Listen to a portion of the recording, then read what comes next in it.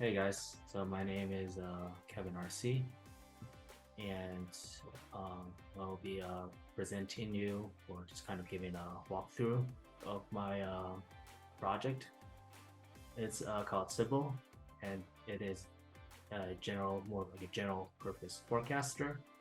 In short, it's like you have a time series data, and you want to make predictions of what will happen in the future, and then so forth. So this could be a kind of like a free flowing discussion. I could walk through like some of the materials that I have, including the kind of like a slide deck that I did when I made the pitch, as well as the design report.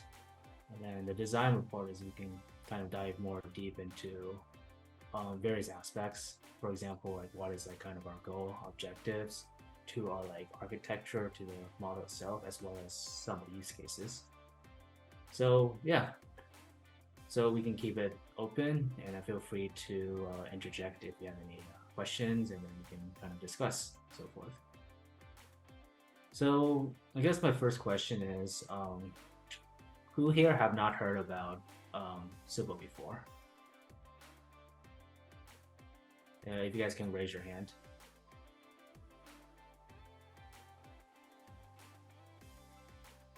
Okay, sounds good. So I can go ahead and kind of just give like a really quick overview, and I'll go ahead and share my screen.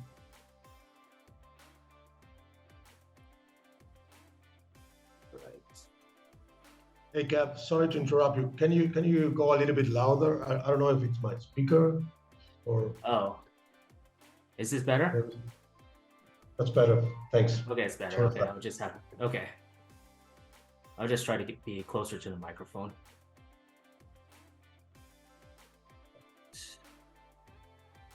Enter the waiting room. Okay, I'll go ahead and share my screen.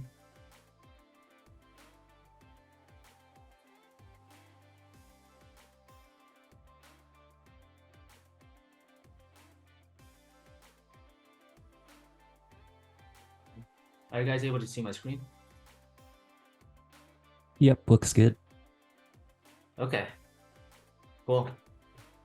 Yeah, so this is kind of the slide deck that I presented when we had the town hall to kind of pitch our proposals for Deep Funding number 2. Um, yeah, so unfortunately we only had like 5 minutes to present it, so I had to go pretty fast. But for this case, I think we're more like comfortable with time. So I'm just gonna kind of use this to kind of give a really quick like overview about what we're doing with SYBIL, and then feel free to ask any questions along the way, and I'll see what I can do to address them. So first thing is that SYBIL, this is for forecasting. It's not the same as like like SYBIL attack. Like so SYBIL is the name of a kind of it came from like Greek prophetists, and they're like the ones who's kind of seeing like omens, etc., making forecasts. And that's how I kind of used the name SYBIL, but it was only kind of after the fact that I kind of realized that SYBIL also means like SYBIL attack, like in the blockchain space, which is unfortunate. But this is like kind of a different type of SYBIL, is to make like different types of forecasts. So like our goal is to kind of democratize good forecasting and make it accessible for all of you, like users, individuals, small businesses, etc. And forecasting has been something that like big businesses have been doing. For example, Amazon is doing warehouse supply chain forecasting, and Uber has like ride sharing forecasting, etc. And they have these amazing like forecasting teams, and then they use that to like kind of use it for their own respective products. And our goal is that we want to take like these technologies, especially they're very AI ML related, and be able to make it accessible for the masses. And then so why forecasting? So forecasting is kind of like you have a beam of light. If you don't have any forecasting, you're just using like current historical data to make your decisions, then it's kind of like you're driving in a dark forest, and then there's like no lights, and then so you don't know like what's going to happen like ahead of time. Who knows? Maybe it could be a dead end, or it could be an animal, etc. But if you have some good like ability to make forecasting with what's going to happen in the future, it's like kind of having a high beam of light, and then you can start seeing things ahead of things. So that gives you more time to make decisions. For example, if you see something like there's a dead end, then it gives you time to like react, maybe press the brake pedal, and then just kind of stop your car and then make a U-turn and go somewhere else. So having a good forecasting is like having a really good high beam, like light beam. But yeah, forecasting is not very easy, unfortunately. And that's because there's a lot of different. Okay, so one thing is time series. There's a lot of different types of time series in different domain, different types of frequency. Could come in every minute, hour, etc. And in the space of forecasting, there's actually a huge amount of different models out there. There are like statistical models, and then there are also a lot of machine learning, deep learning models as well. And one thing is, like in time series, there isn't a like a silver bullet. Like in other spaces, like for example, in natural language processing, it has been dominated by large language models, like different types of transformers, and that's because people are able to like kind of transform like linguistics, like the different types of relationship between text, and then into different vectors, and then all these big transformer models are able to kind of learn these vectors, and that's because language is kind of like it's still some like it involves like there's some like evolution, but it's more or less kind of static. So they're able to develop all these like different models to kind of capture the relationship between languages. So that's why like transformers is able to take over language, natural language processing. But that's not the case for time series, because there's so many different types of time series. So we kind of call that as like being heterogeneous. So so that's why even now there's a lot of the use cases in time series to do forecasts still relies on like traditional classical statistical modeling, etc. But there are some like kind of people that are trying to use more machine learning, deep learning, but the kind of adoption is not as fast in time series compared to like natural language processing, computer vision. So what are we trying to do here? So our goal is that we want to kind of, instead of trying to pick and choose a specific type of model, like using statistical or machine learning, why not have all of them work together, like pick like a ensemble of them, or use like wisdom of the crowd and have multiple models make the prediction and then combine them to make a one final prediction. So that's kind of like the genesis, the crux of SYBIL, of what we're doing here. That we try to take multiple of these models, and then have them train on the given input data, and then have a meta model to kind of take their predictions and make a final composite output. So here, this is also the API service that we have, and I can go over these a little bit deeper in the design report later on if you guys like. And here's like kind of an example. So our goal is to kind of make this process automatic as possible, so the users can just input their kind of like their data set time series, have these different timestamps. This is daily, for example. This is to do crypto trading, and they want to predict, oh, what may be the future Ajax price, for example. And then they have these additional like coins, and they can use that as like other features to help the different models here. to kind of help and find learn patterns here and see whether they can make predictions of the future HX price. I'm just using this as like a very simple example, but this is, you can kind of see how the model works. So the goal is the user can then just input the model, input their data, and then SYBIL will then train on that data, and then it will give an output of the trained model parameters. And then the users can then take those model parameters and then use that to then make predictions on future values or future data. So, and then so this is an example of training, etc. And then here are some use cases that we're hoping to do.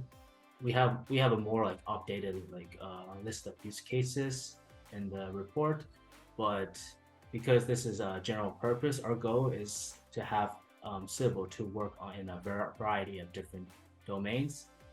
For example, in climate, air quality, energy, maybe like retail, and even like finance and crypto use cases as well. So here's our team, funding round, and that's the slide deck. Do you guys have any questions so far?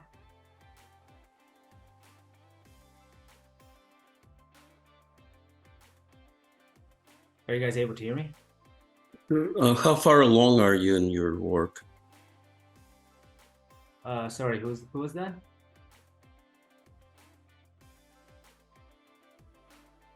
Yes, Walter. Yeah, Walter. We're just asking how far Kevin is in this work. I'm sorry, can you repeat that again? Yes. Have you tested your approach? What kind of validation do you have that it will actually produce notably better outcomes? I'm sorry, I'm actually kind of having a little trouble hearing you. It's kind of, the sound's a little bit static. Are you able to hear me, Kevin? Oh, I think, yeah, it's happening. Okay, yeah, I think I'm having an issue with sound. Sorry. I don't know what's happening. Okay, that's good that you can hear me. Let's see. Okay, thanks.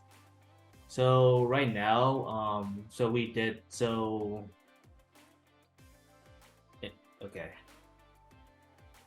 Let me see what I can exit my screen. Okay. So right now we're currently in the development stage. So first milestone is the design report, and then that is so we have that. So that's more like a planning document, and right now we're in the middle of actually developing. So right now we are working on more of the simpler models, such as theta, ARIMA, exponential smoothing. So these are the more classical statistical models. And right now our team is also working on like setting up the API. We're going to use AWS at this moment, and then just run it through AWS, either like Lambda or Elastic Beanstalk, and then have like API endpoints, and that's the way you can like users can like interact with the endpoints and then like input the data that way. So our hope is that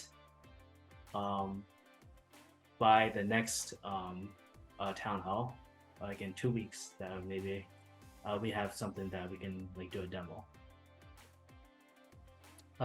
Like we're using like AWS and API endpoints, and then at that time, we're hoping that we can have several of the base models ready, and then to make the forecast, as well as one meta model that kind of combines the forecast together. So that's kind of where we are at now.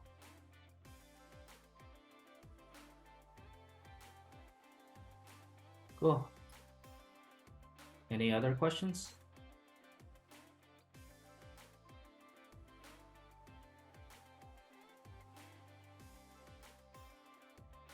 Okay, thanks, Tebo.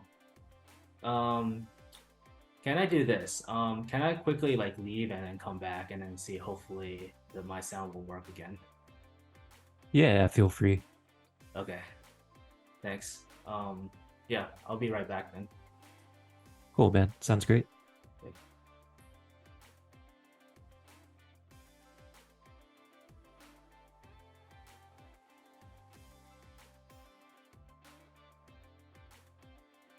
Here's some of Kevin's links too, if anybody wants to follow along with the slide deck or anything.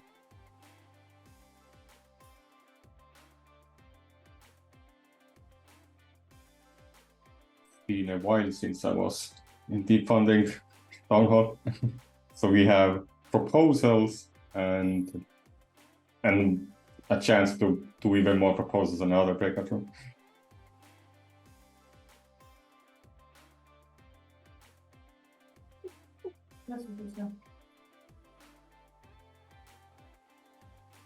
Anybody? Okay, came back already. How's your volume now, Kevin? Can you hear me?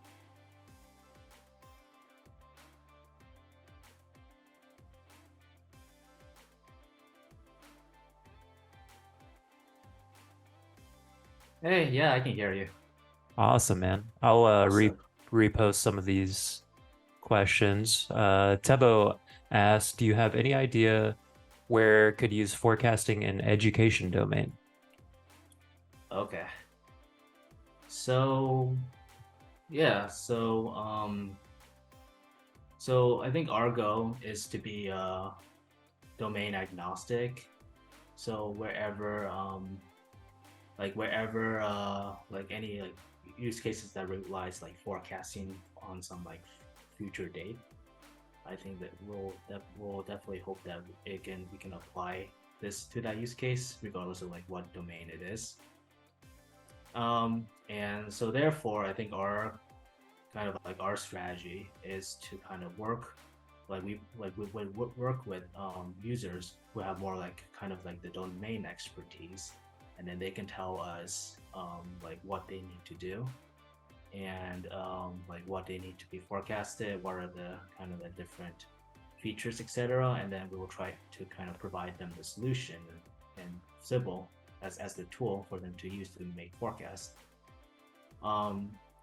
As for education itself, that is kind of like a domain that I'm not very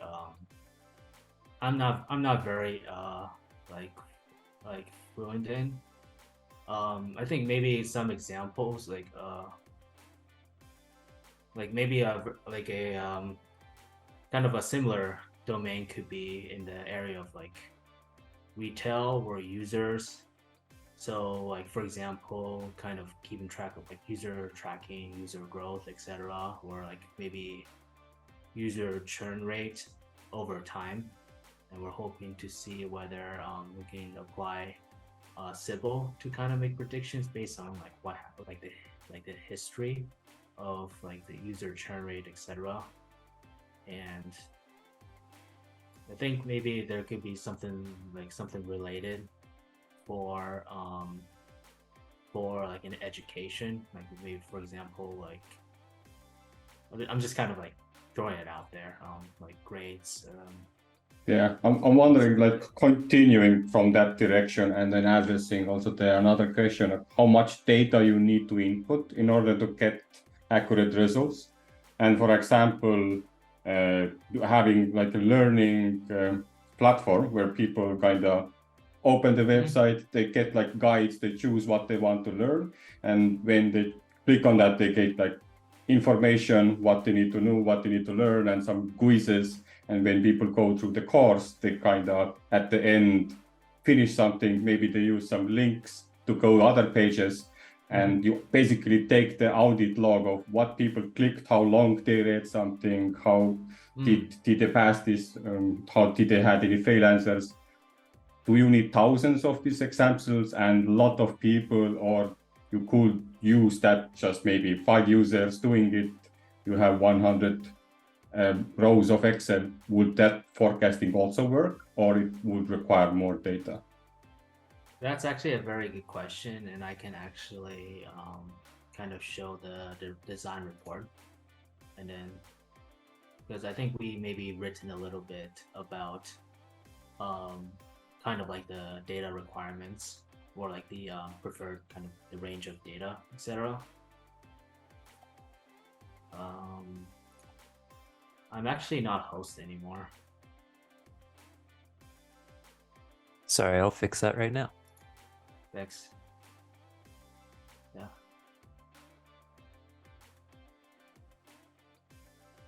Yeah, so Oh, weird. It doesn't give me the ability to. Let me see if Y is able to. okay. Yeah, in the meantime, I can try to answer your question. So that's actually one of the reasons why we want to have like combine like several models ranging from statistical to deep learning, since like these individual models, they can kind of like, oh, thanks. So go ahead and okay. So host allows me to record. I'm still Yeah, it's not- weird. It doesn't give me the co-host or host option in the breakout room. Okay. Yeah. Okay. So it's like, so in short, like more statistical models, they can allow less data, since usually it's like statisticians are the ones who made the statistical models, and this was before big data, so they usually work with like dozens if not hundreds of data, so maybe enough data to like meet the law of large numbers, etc. Whereas more of the more complex models such as machine learning, deep learning, they are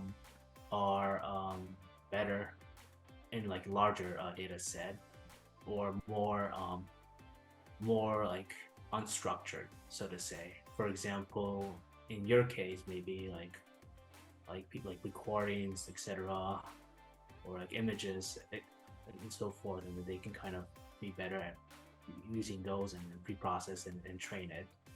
So that's the reason why we kind of follow these different models, so it's able to work with whatever type of like data models that you have for your use case, whether you just have like tabular data of like keeping track of like different test scores, attendance rates, or you want to be more fancy and again like keeping track of whether they are like reading a certain audiobook, etc., for education and so forth.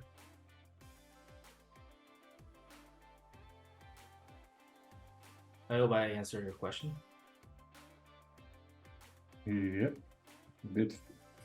Okay. So I imagine like a result for a user like me would be a graph where I drop in data or maybe connect database, and then dashboard after running the model, it says what method it used and what is that prediction of that method, and there are like tens different predictions, and I can summarize them, but I will also see them as a parameters. So if I actually, even though it did all the forecasting, all the other stuff, but if I like only to look at 3 methods because I know my data and I know that kind of result is what I'm looking for, then I can kind of, yeah, see that. Yeah, I think that's something we can like further discuss, Tebo, since that is also kind of an open question about how much freedom we want to get for our user. Because right now the default is we want the user to be as hands-off as possible, so they just give us the data, and then we kind of try, and then our model will automatically kind of infer and analyze like the properties of the data, and then find ways to make the best transformations and models to use to train on it. Oh, so you're like a service. You provide the operational of cleaning the data and making it fit for the model? That's our current goal right now. But we're still also kind of considering whether we allow like customization for the user. For example, if they know like this, our data has like this clear seasonality or clear trend, and then they pass in those parameters to us, and then we, like the SYBIL, will kind of just take in those user input and then use it and then use those instead of trying to automatically infer themselves. So that's kind of like an open question about whether we should allow a degree of freedom for the user, but right now we're just kind of assuming that we do everything like automatically, or as automatic as possible.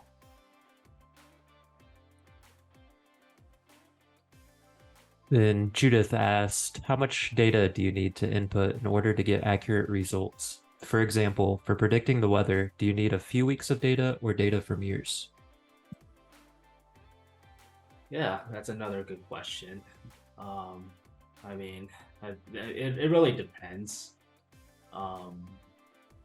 Several things. First is whether the data has like some type of patterns, temporal patterns, such as like for example in weather, whether there's like up and down, etc. Like the magnitude, like clear. So whether there's like clear seasonality, etc.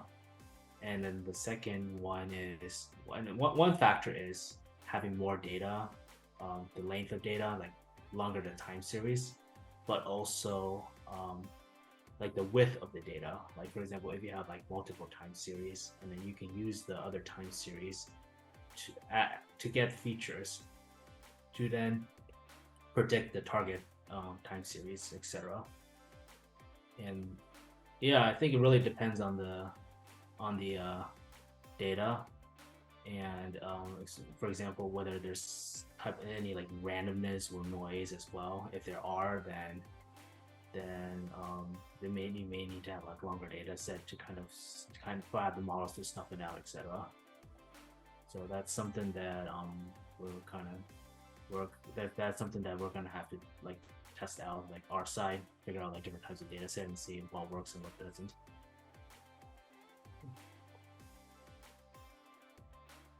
Cool. Okay. Yeah. So I guess we're at time. I can still stick around if people are interested, or what do you think, Crane? Yeah, if anybody's wants to learn anything else, I can also share my screen for you if there's any certain slides or portions that you'd like to be shown visibly. Sorry, it won't let me do co-host in the breakout room. Okay. Sure. Feel free to feel free to share like screen share those links if you want. Yeah.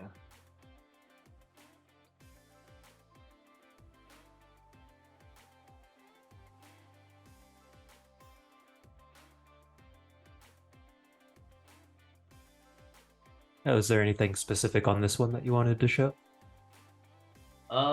Yeah. I think maybe two parts.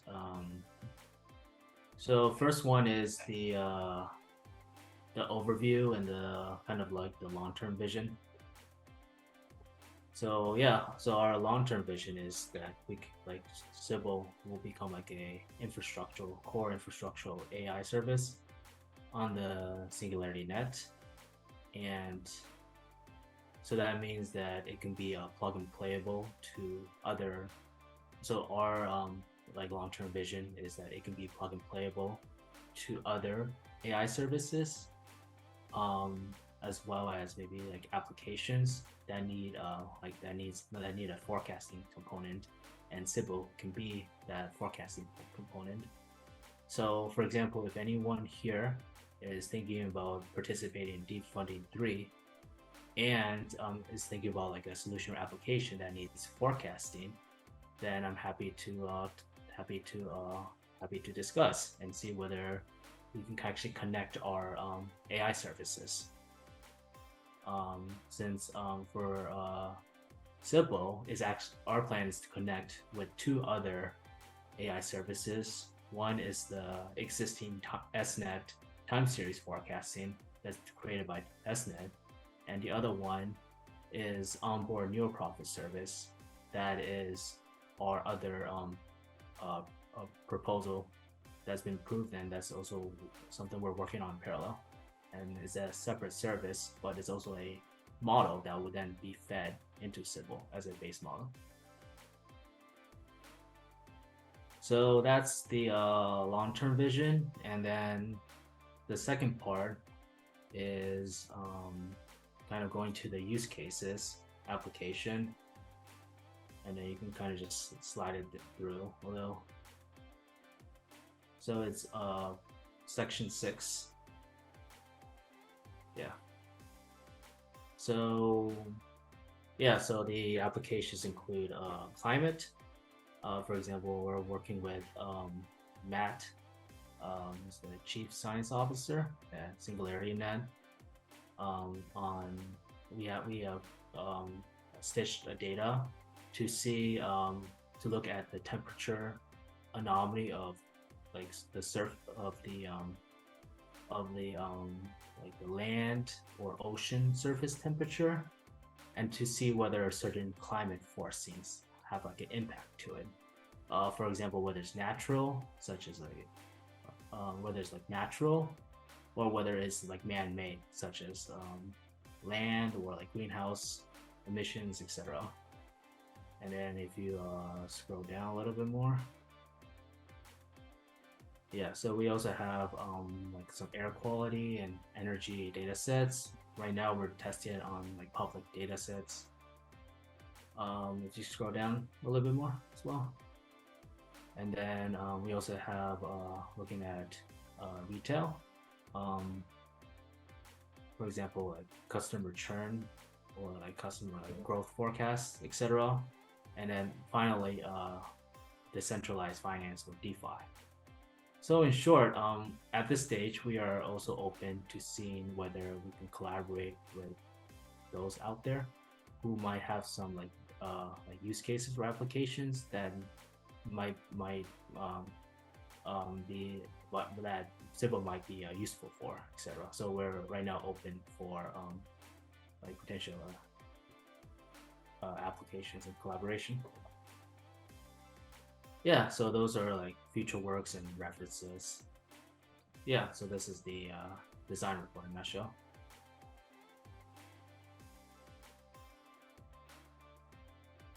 Cool, man. Thanks for going over that. Yeah. Is there any other questions that I'm missing? So yeah, Walter, I think I did read the book Super Forecasting a while ago. I think it is definitely it's definitely a really it's like a very interesting book, although it's been a while since I've last read it, but I presume that it kind of goes over like the history of forecasting. And so I think right now there's like two types of forecasting. One is like judgment, like intuition, like human judgmental forecasting, and then the other is kind of like quantitative, systematic, data-driven forecasting, and that's something that we're kind of doing as well.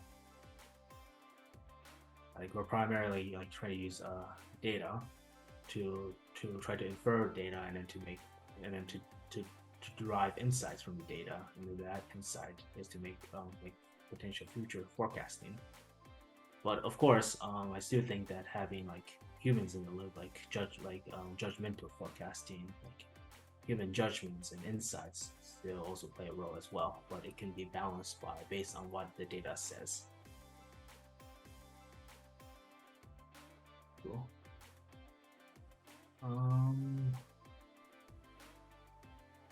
And yeah, also people make the model like ourselves, for example. Like a lot of the tools, the nooks, crannies are kind of designed by humans like us. So yeah.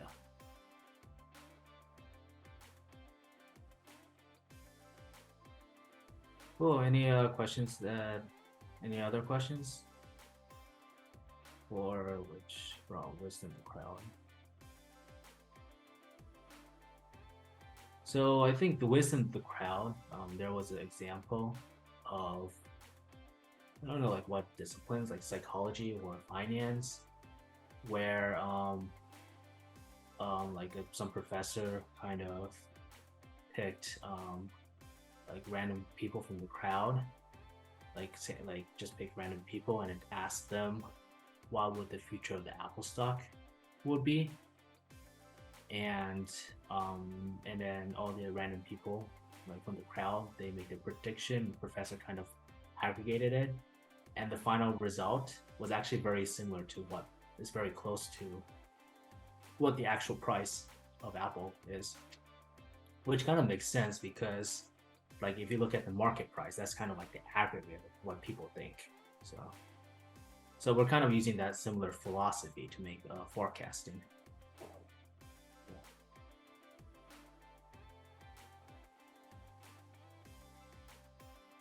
Cool. Awesome. Well, if nobody else has any more questions, yeah, really appreciate you coming, man. That was a great presentation. Is there any social handles or any certain ways people could reach out to you if they're interested in the project? Any inquiries? Oh yeah. So there's a few places. Let's see. So Discord is just at Kev.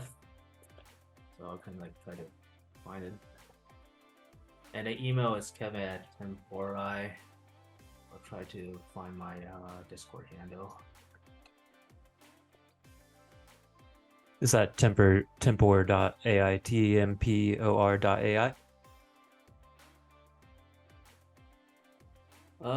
Yeah, so email is kevin@tempor, yeah, tempori, but it's like .ai. Yeah. Awesome, man. Also on Telly as well. Cool, and I'll make sure to get all your links on the video as well. Thanks for the presentation. Yeah, thanks a lot for having me.